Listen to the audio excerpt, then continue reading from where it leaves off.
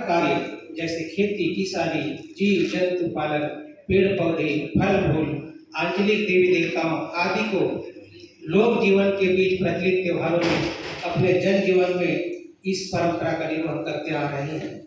यहाँ हर मौसम और हर क्षेत्र का एक त्योहार है।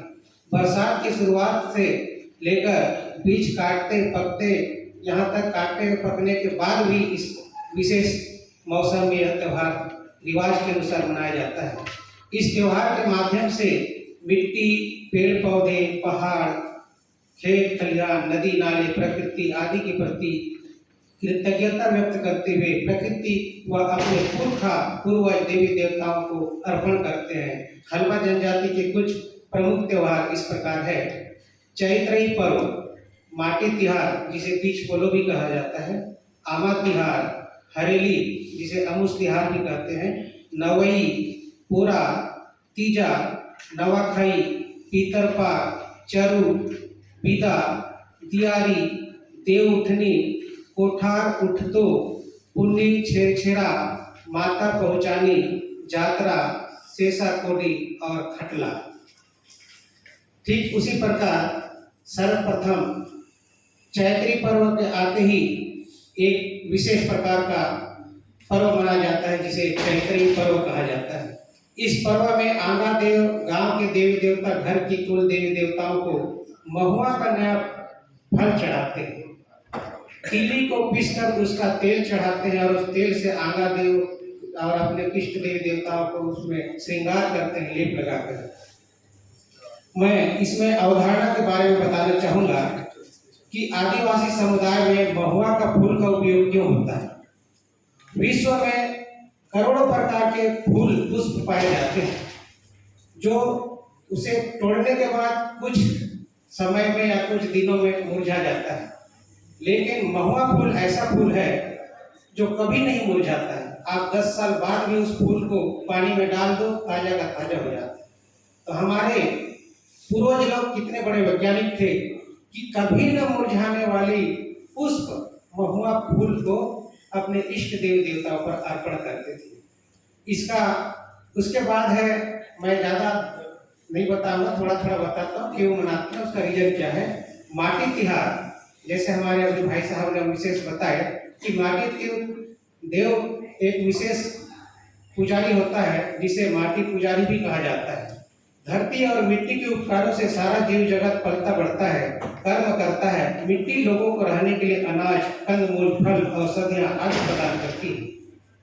ओढ़ने, बिछाने, पहनने, जीने के लिए समस्त साधन मिट्टी के उत्पादन से ही उपलब्ध होती है। इसी कारण मिट्टी को सर्वप्रथम बीज चढ़ाकर अच्छी फसल के लिए बीज रूप में प्रसाद पाया जाता है। धान की फसल जब पकती है तो गांव में सर्वप्रथम गायका को बुलाकर पहला धान का कड़पा का पूजा अर्चना कर उस कड़पा का धान को सुरक्षित रखा जाता है। उसी धान को बिजोरी के रूप में गायका पकड़कर बीज पोलो में लाता है और सहजा पत्ता या सिंहाड़ी पत्ता में रखकर मिट्टी को सर्वप्रथम अर्पण कर उसे वहां पर चढ़ाया जाता है। और उसी दिन आदिवासी समाज में भीमा देव को बरसात का देवता के रूप में भी माना जाता है। माटी तिहार के दिन भीमा देव को तेल हल्दी चढ़ाकर शादी का रस्म भी किया जाता है और अच्छी फसल की कामना भी किया जाता है। इस प्रकार मिट्टी को सर्वप्रथम बीज अर्पण कर जिस मिट्टी में अनाज बोना है उससे अच्छा अनाज, अंकुरण और अच्छा फसल होने के लिए आशीर्वाद मांगा जाता है। आदिवासी समुदाय धरती माटी के प्रति अपनी कर्ज चुकाने के लिए एवं प्रकृति के रक्षा के लिए उत्सव मनाते हैं। उसके बाद आती है आमा तिहार।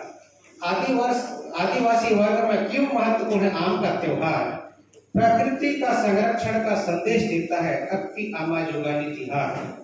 गांव के सभी घरों से अपने साथ थाली, कसेला, दिया, तेल, चावल, नारियल, अगरबत्ती, धूप, घी, तिली, आम, चार के ताजा फल, महुआ, दोनी, परसा या पलाश के पत्ता, उड़द, मूंग आदि सामग्री को लेकर नदी, नाला, तालाब में जाते हैं जहां चावल, नाली, तार और वो अपने रस्मों के साथ उसको वहां पूजा अर्चना किया जाता है। वो क्यों मनाया जाता है? बस्तर में जनजाति समुदाय के लोगों को आमा जुगानी पर्व मनाने के कुछ वैज्ञानिक पहलू भी है। इससे इकोसिस्टम संतुलित रहता है। खट्टे आम को लालच में अगर छोटे अपरिपक्व फल खाने लगे तो फल बड़े होने से पहले ही खत्म हो जाएगा और हमें बीज प्राप्त नहीं होगी। अगली पीढ़ी को हस्तांतरित करना, आम को अगली पीढ़ी को हस्तांतरित करना भी एक प्रमुख कारण है। आम खाकर फेंके गए गुठली से ही वापस आम के पेड़ उगते हैं। एसिड की अधिक मात्रा है स्वास्थ्य खराब करती है। आम के फल जब छोटे होते हैं तो एसिड की मात्रा अधिक होती है, ऐसे में होठों में आसपास घाव हो जाता है। हो सकता है स्वास्थ्य संबंधी समस्या। अगर चेर बंधने से पहले आम का सेवन किया जाता है तो गुठली कोई बच्चा निगल जाए तो उसे स्वास्थ्य संबंधी समस्याओं का सामना भी पड़ सकता है। इसलिए हमारे पूर्वज बहुत बड़े वैज्ञानिक हुआ करते थे और हमें बहुत कुछ दिए हैं। उसके बाद आती है अमुस तिहार, हरेली तिहार। 10 मूल कंद, सतावर, बल, प्याज आदि का उपयोग से वर्ष भर मनुष्य के बीमारी से लड़ने ताकत देता है। नीम की डाली घर के दरवाजे पर टांगते हैं। भेलवा की पत्तियों टहनियों को खेतों में डालते हैं और भरपूर फसल की कामना स्वरूप हमारे ग्रामीण अंचल में पूर्वजों को जड़ी बूटियों की पहचान होती थी।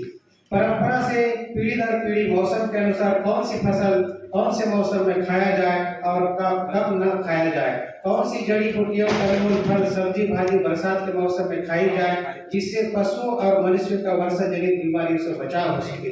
अरहर का पत्ता, हमारा पत्ता विषाणु से लड़ने की शक्ति प्रदान करता है, इसीलिए कुछ पत्ता खेतों में भी उस दिन डाला जाता है और कुछ अपने घर के आंगनों में भी, और कुछ जहाँ जीव जंतु जानवर को बांधा जाता है गाय भैंस को वहां भी डाला जाता है ताकि वर्षा जनित रोगों से छुटकारा मिल सके।